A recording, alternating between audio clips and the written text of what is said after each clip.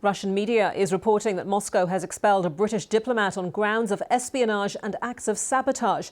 The Interfax news agency quotes the FSB security service as saying the diplomat replaced one of 6 other UK diplomats who were expelled in August, also for alleged spying.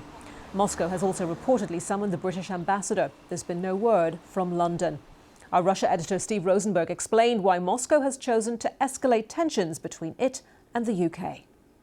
So from the statement that the FSB, Russia's Domestic Security Service, put out today, they claim that a British diplomat, the second secretary of the political department of the British Embassy in Moscow, has been expelled, claiming that he provided false information for his entry to Russia and claiming that he was involved in espionage. The British ambassador has been summoned to the Russian Foreign Ministry. Now, this in itself is no huge surprise. I mean, relations between Russia and the West have been going from bad to worse to even worse over the last few years, certainly over the last few months. And expulsions have happened. I remember early this year, I think it was in August, 6 British diplomats were expelled from Moscow. So it's one more sign of the poor relationship, putting it lightly, between Moscow and London.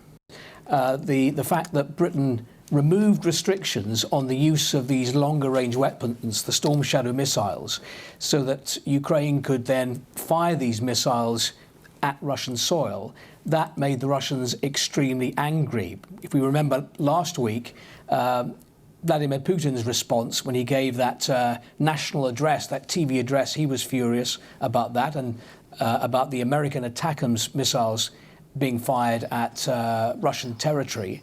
So a few days later, what do we see? We see a British diplomat being expelled. As I say, there's no official link made between the two things in the official Russian statements, but I think it's a reflection of the general deterioration, to put it lightly, in UK-Russian relations.